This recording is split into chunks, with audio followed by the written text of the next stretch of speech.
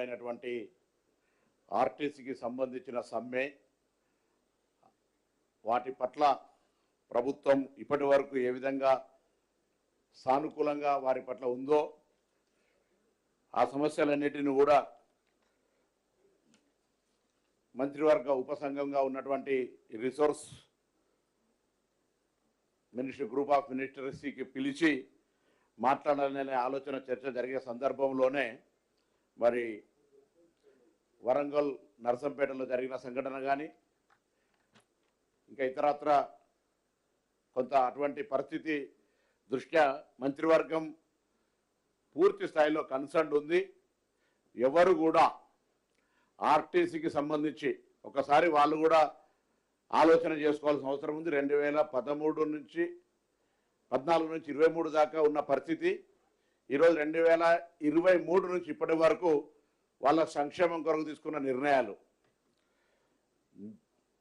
ఎప్పుడు కూడా ఈ ప్రజాపాలన ప్రభుత్వంలో ఆర్టీసీకి సంబంధించి అన్ని రకాలుగా పెండింగ్ సమస్యలు పరిష్కరిస్తూ భవిష్యత్తుకు సంబంధించినటువంటి అన్ని అంశాల లోపల సానుకూలంగా ఉంది. కొత్త క్యాబినెట్ స్థాయిలో డిస్కషన్ జరగాల్సినటువంటి 3 అంశాలు ఉన్నాయని పిఆర్సీ కావచ్చు లేదా విలీనం కావచ్చు గుర్తింపు సంఘాలది అనేటువంటిది దానికి సంబంధించిన అంశం కూడా ఆఫీసర్స్ కమిటీ ద్వారా చెప్పడం జరిగింది. కానీ సరే కారణాలు ఏవైనా వాళ్ళు ఆఫీసర్స్ కమిటీ చర్చ చేసి 4 వారాలు జీవోలు ఇచ్చిన తర్వాత కూడా ఈ కార్యక్రమం జరిగింది. సో ప్రభుత్వం గౌరవ ముఖ్యమంత్రి గారు ఉప ముఖ్యమంత్రి గారు సహచార మంత్రులందరం కూడా ఈరోజు ఆర్టీసీ కార్మికులకు విజ్ఞప్తి చేస్తా ఉన్నాం. దయచేసి ఎటువంటి తొందరపాటు ఆలోచన చేయకండి. ప్రభుత్వం పూర్తి స్థాయిలో మీ పట్ల సానుకూలంగా ఉంది. అన్ని అంశాలకు సంబంధించినటువంటి విషయం లోపల మంత్రివర్గ ఉపసంఘం త్వరలోనే రేపు ఎల్లుండి ఎప్పుడో కూర్చొని మీకు సంబంధించిన అన్ని అంశాలను వింటుందనే మాట మనం చేస్తూ మీ అందరూ కూడా తెలుసు కొత్త పత్రికల ద్వారా సమాజానికి చెప్పడం కొరకు మేము అధికారంలోకి వచ్చిన తర్వాత అటు మహాలక్ష్మి పథకాన్ని ఇవ్వడమే కాక 2013 పిఆర్సీ పెండింగ్ బకాయిలు 280 కోట్లు ఇచ్చినాం.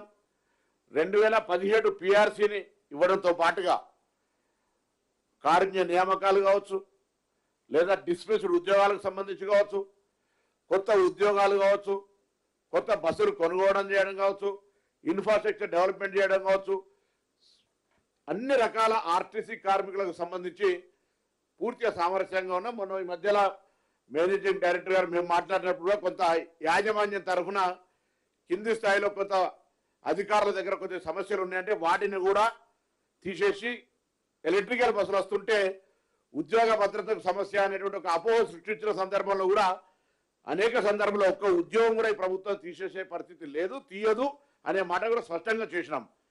కానీ బయట నుంచి కొంత ప్రోత్సాహం జరిగిందా లేకపోతే ఇంకొక ఉద్రేకపూరితమైన వాతావరణం కలిగిందా ఏది ఏమైనా దయచేసి మరొకసారి అందరికీ తెలంగాణ ప్రభుత్వ పక్షాన ఈరోజు క్యాబినెట్లో చర్చించిన మేరకు కానీ వారి పట్ల ఇప్పటి వరకు అవలంబించిన తీరు పట్ల కానీ అందరికీ విజ్ఞప్తి చేస్తాను. దయచేసి ఎవరు కూడా ఎటువంటి అనాలోచిత నిర్ణయం తీసుకోవద్దు. కార్మికుల సంక్షేమం ప్రయాణికుల సౌకర్యం సంస్థ పరిరక్షణ అనే ప్రకారంగా ఈ ప్రభుత్వం వ్యవహారం చేస్తుంది. ఈరోజు ఒక రవాణా శాఖ మంత్రిగానో లేకపోతే ఇంకొక మంత్రే కాకుండా మొత్తం క్యాబినెట్ అంతా కూడా మీ పట్ల కన్సర్న్ ఉంది అనేటువంటి మాట సందర్భంగా వ్యక్తం చేస్తా ఉన్నాను.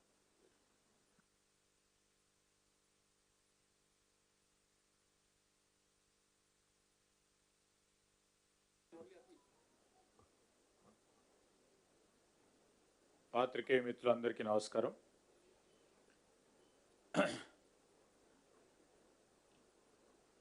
మా అన్నలు కార్మిక సోదరులందరికీ కూడా ప్రత్యేకంగా ఆర్టీసీ కార్మిక సోదరులకు ఆర్టీసీలో పనిచేస్తూ ఉన్న ప్రతి ఒక్కరికి ఈ సందర్భంలో యావత్ క్యాబినెట్ తరఫున గౌరవ ముఖ్యమంత్రి గారు కూడా ప్రధానంగా క్యాబినెట్ సమావేశంలో ఆర్టీసీ కార్మికులకు సంబంధించిన సమస్యల విషయంలో వారు చేస్తూ ఉన్న ధర్నా కార్యక్రమానికి సంబంధించి మొదటగా చర్చించడం జరిగింది. ప్రభుత్వం తరఫున వారికి మేము అపీల్ చేస్తూ ఉన్నాం. కార్మిక సోదరులందరూ కూడా సమన్వయం పాటించాలని మా కార్మిక సోదరులకు అపీల్ చేస్తూ ఉన్నాం. సమస్యల పరిష్కారానికి తప్పకుండా ప్రభుత్వాలు చర్చలు చేపట్టడం జరుగుతుంది. ఆర్టీసీ కార్మికులకు మేము మనవి చేస్తాను, ఎలాంటి తొందరపాటు చర్యలు పాల్పడొద్దని మేము కోరుతా ఉన్నాం. ప్రాణాలు తీసుకోవటం అనేది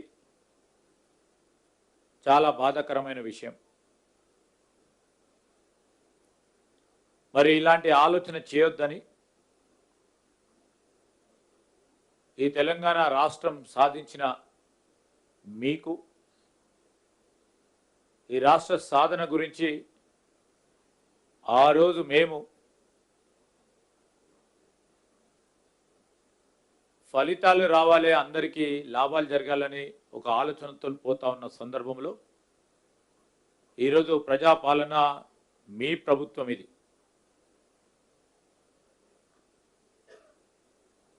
మీ ప్రభుత్వానికి సంబంధించి నమ్మకంతో ఉండండి. కార్మిక సోదరులు మీ కుటుంబాలకు అన్యాయం చేయకండి. క్షణిక ఆవేశంతో కొత్త సమస్యలు వస్తూ ఉంటాయి. అప్పుడప్పుడు కొన్ని ప్రేరేపిత శక్తుల ఒత్తిడికి బలి కావద్దని మేము విజ్ఞప్తి చేస్తూ ఉన్నాం. మా ప్రభుత్వం చిత్తశుద్ధితో మీ సమస్యలను పరిష్కారం చేయడానికి దృష్టి సారించి మరి వెంటనే చర్చలకు ముందుకు రావాలని మేము వారికి విజ్ఞప్తి చేస్తూ ఉన్నాం. కార్మిక సోదరులందరూ కూడా మేము కోరుతా ఉన్నాం, నిబ్బరంగా ఉండండి. సమస్యలు పరిష్కారం చేయడానికి ప్రజాస్వామ్య యుతంలో తప్పకుండా ముందుకు తీసుకెళ్లే ఒక కార్యాచరణ తీసుకుంటాం. కార్మిక సోదరులకు సంబంధించిన వారి నాయకులతో కూడా ఇప్పటివరకే సంబంధిత ట్రాన్స్పోర్ట్ మినిస్టర్ గారు సహచరులు పొన్నం ప్రభాకర్ గారు కానీ, అదేవిధంగా ప్రభుత్వం కూడా అధికారుల బృందంతో చర్చలు మొదటగా జరపడం జరిగింది. రేపు కూడా మా కార్మికుల మిత్రులతో తప్పకుండా డిప్యూటీ సీఎం గారు వారి ఆధ్వర్యంలో వారిని కూడా అందరినీ కూడా పిలిచి మాట్లాడతాం.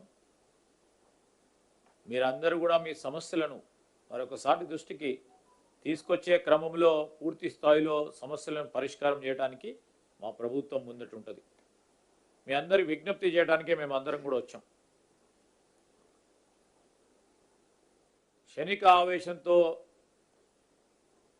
ప్రాణాలు తీసుకునే ఒక ప్రయత్నం చేయకండి. తద్వారా ఈరోజు రాష్ట్రానికి మీరందరూ కూడా కావాల్సిన వాళ్ళు, మా ప్రభుత్వానికి కూడా మీరందరూ కావాల్సిన వాళ్ళు.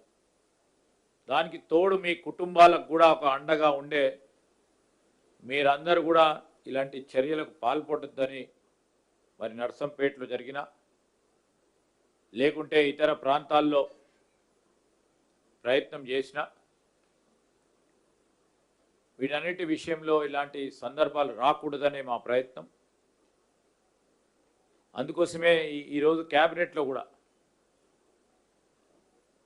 క్యాబినెట్కు సంబంధించిన ఎజెండా మొదలు పెట్టకుండానే మొదటగానే ఈ ఎజెండాను సంబంధించిన అనేక అంశాలపై చర్చించడం జరిగింది. చర్చలకు పిలవాలని, పిలిచి సమస్యల పరిష్కారానికి కృషి చేయాలని సంకల్పించడం జరిగింది. కనుక మీరందరూ కూడా సమన్వయంతో ఉండాలని మా కార్మిక సోదరులందరికీ కూడా మనవి చేస్తూ ఉన్నాం. పాత్రికేయ మిత్రులకు నమస్కారం. ఈనాడు ఆర్టీసీ కార్మికులకు సంబంధించిన డిమాండ్సే కానీ, న్యాయపరమైన డిమాండ్సే కానీ, ఏ అంశమైనా చర్చల ద్వారా త్రూ డెలిబరేషన్స్, డిస్కషన్స్ ద్వారానే పరిష్కరించుకోవాలి. ఈరోజు మా ప్రభుత్వానికి ఒక కమిట్మెంట్ ఉన్నది. మొట్టమొదట నా సహచర మంత్రి గారు చంద్రబాబు అన్నట్టు క్యాబినెట్ అజెండాను పక్కకు పెట్టి మొట్టమొదటి అంశం ఆర్టీసీ ఎంప్లాయీస్ యొక్క డిమాండ్స్. రేపు పొద్దునే ముఖ్యమంత్రి గారి నేతృత్వంలో వారిని పిలిచి వాళ్ళతో డిస్కషన్, చర్చలు. కానీ క్షణిక ఆవేశము,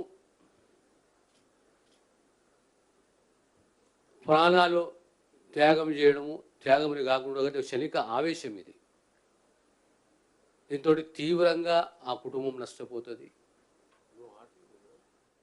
ఎక్కడో ఇలాంటి సంఘటనలు జరగకూడదు, దాన్ని ప్రోత్సహించకూడదు.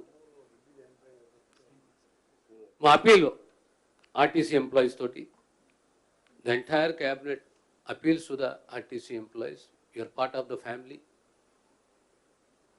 మన సమస్యలు చిన్నదా పెద్దదా అనేది పక్కకు పెడితే ప్రతిదానికి ఒక పరిష్కారం ఉన్నది. ఈరోజు జరిగిన సంఘటన, ఆ సంఘటన సంబంధించి ఇమీడియట్లీ ప్రభుత్వం స్పందించడము, ఈరోజు ఆ ఆర్టీసీ ఎంప్లాయీని హైదరాబాద్కు తీసుకొస్తున్నారు. అపోలో కంచన్బాగ్లో బర్న్స్ వార్డ్ని అక్కడ అన్ని ఏర్పాట్లు చేశాము. ప్రత్యేకంగా హెల్త్ డిపార్ట్మెంట్ సంబంధించి అడిషనల్ డైరెక్టర్ అక్కడ బాధ్యతలు వాళ్ళకి అప్పచెప్పాము. కానీ ఓవరాల్గా ఏది ఉన్నా ఇలాంటి అంశాలను ప్రోత్సహించకూడదు. మనకున్న భావోద్వేగాలతోటి ఆ భావోద్వేగాలకు మనము లోను కాకూడదు.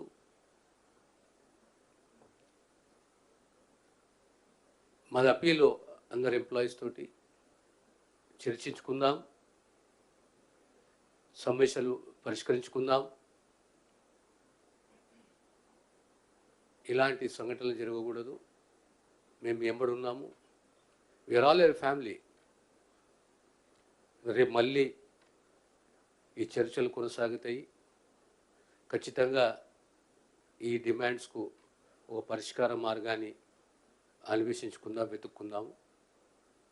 కనుక ఆర్టీసీ ఎంప్లాయీస్ తోటి, ఎంప్లాయీస్ కార్మిక సోదరులతో అందరితోటి అప్పీలు, భావోద్వేగాలకు గురి కాకండి, క్షణిక ఆవేశానికి గురి కాకండి. మేము ఎమ్మడున్నాము. We're a large family. కూర్చొని చర్చించుకుందాం, పరిష్కరించుకుందాం.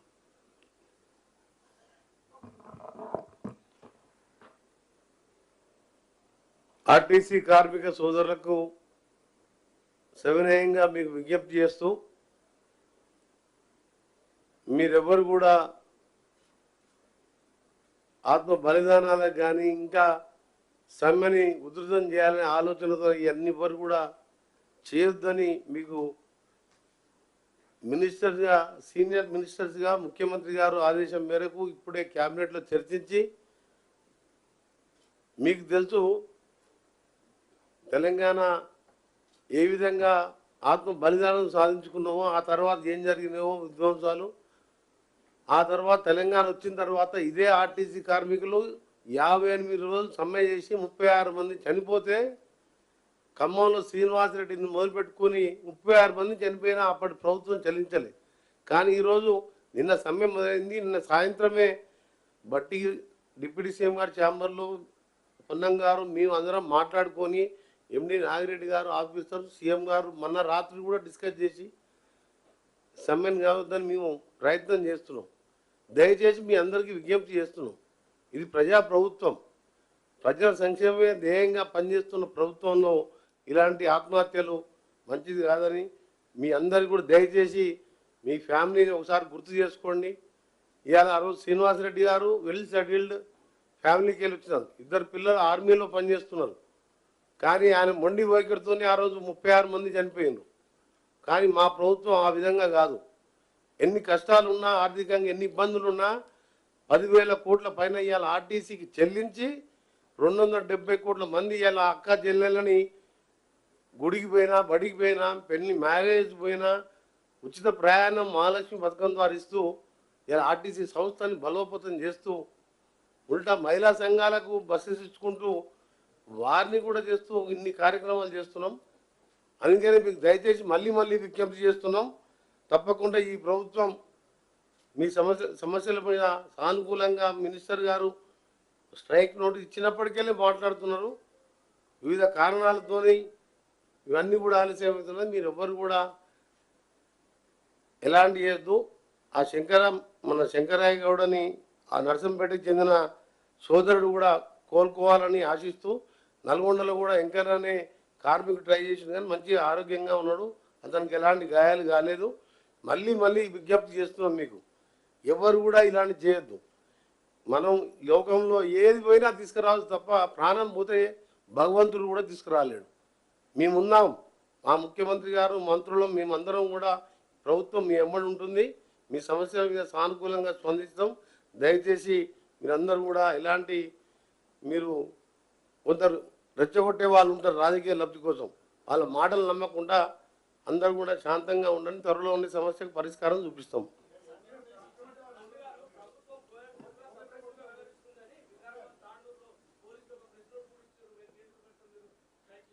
అరే ఇప్పుడు నిన్న కూడా రాష్ట్ర రవాణా శాఖ మంత్రిగా ప్రభుత్వ విధానాన్ని స్పష్టంగా చెప్పినాం. ప్రజాపాలన ప్రభుత్వం, కార్మికులు వాళ్ళ నిరసన చెప్పుకోవచ్చు, ఎక్కడ కూడా నిరసనకు అడ్డం పడమనేటువంటిది మీ ద్వారా కార్మిక వర్గానికి విజ్ఞప్తి చేసినాం. సో కింద అటువంటిది ఎక్కడైనా వాళ్ళు అబ్స్ట్రక్షన్ లేదా ఇతరత్రైన ఇష్యూస్ ఉంటే అక్కడ లోకల్ ల్యాండ్ ఆర్డర్ ప్రాబ్లం కొరకు వాళ్ళని చేసి ఉంటారు తప్ప ఎక్కడ కూడా ప్రభుత్వం తరఫున ఉద్యమాన్ని అణిచివేయాలనే ఆదేశం కానీ సూచన అటువంటి ఆలోచన లేదు. స్వయంగా నిన్న నేను ప్రెస్ కాన్ఫరెన్స్ ద్వారా చాలామంది మిత్రులు వచ్చినప్పుడు ఉద్యమం ప్రజాస్వామిక ఆకాంక్ష కార్మికులది, డెఫినెట్లీ వాళ్ళు ప్రొటెక్ట్ చేసుకునే హక్కు ఉంది అనేటువంటి మాటని చెప్పినాం. ఇవాళ కూడా చెప్తున్నాం, కార్మికుల హక్కుకు ప్రొటెక్షన్, ఆ ప్రొటెస్ట్కు దానికి ఎక్కడ కూడా బార్ లేదు, చేసుకోవచ్చు. కానీ ఇటువంటి మేము కూడా ఏం కోరుతున్నాం, వాళ్ళ డిమాండ్ల మేరకు వాళ్ళ ప్రభుత్వం మీద డెఫినెట్లీ ఒత్తిడి చేయవచ్చు, చర్చ చేయవచ్చు, మాట్లాడచ్చు. బట్ ఇటు సూసైడ్ లాంటి ప్రయత్నాలు జరగడం వల్ల మంచిది కాదు. ప్రభుత్వం తరఫున మానవతా హృదయంతో విజ్ఞప్తి చేస్తున్నాం. మీరు కూడా దయచేసి అటువంటి అంశాల పట్ల, ఇదంతా కూడా ఒక ప్రారంభ ముచ్చట, మనం రాసే వార్త కానీ మనం చెప్పే విధానం కానీ కొంత రాక్షసానందం పొందేటువంటి వాళ్ళు ఇటువంటి ప్రక్రియ చేపట్టినా దయచేసి మేము మళ్ళీ కోరుతున్నాం, 10 సంవత్సరాల చరిత్ర తీసి ఇప్పుడు చర్చ కాదు, సమయం కాదు. మేము సానుకూలంగా ప్రతి అంశాన్ని, కార్మికుల అంశాన్ని అన్ని రకాల పాజిటివ్గా ఒక ఉద్యమాల నుంచి వచ్చినటువంటి వాళ్ళం, ఎక్కడ కూడా there is no negative option for this government. గౌరవ ముఖ్యమంత్రి గారు స్వయంగా మంత్రివర్గం అంతా కూడా సానుకూలమైన వాతావరణంతో ఉంది కాబట్టి దయచేసి మేము వారి పట్ల కన్సర్న్ ఉన్నాం. ప్రొటెస్ట్ చేసుకునే హక్కు ఉంది, కానీ ఇటువంటి సంఘటనలు చేయొద్దని మీ ద్వారా కోరుతున్నాం. సరే ఇప్పుడు సమ్మె నోటీస్ ఇచ్చి 40 రోజులైనా వారు చాలాసార్లు రెస్పాండ్ అయినాం, చాలా మందితో మాట్లాడాం. మధ్యలో అసెంబ్లీ సెషన్ ఉండే, మున్సిపల్ ఎన్నికలు ఉండే, మా అప్పీల్ అంతా కూడా మీ ద్వారా వారికి తెలియజేస్తా ఉన్నాం, మీ సహకారాన్ని కూడా కోరుతా ఉన్నాం. ప్రాణం అనేది చాలా ముఖ్యం, ప్రాణాలు కోల్పోవద్దు. వారందరూ కూడా మా అన్నలు తమ్ములు, వారి ప్రాణాలు మాకు కూడా ముఖ్యమని విజ్ఞప్తి చేయడానికి మేము వచ్చినాం. సమ్మె కాలానికి సంబంధించి కూడా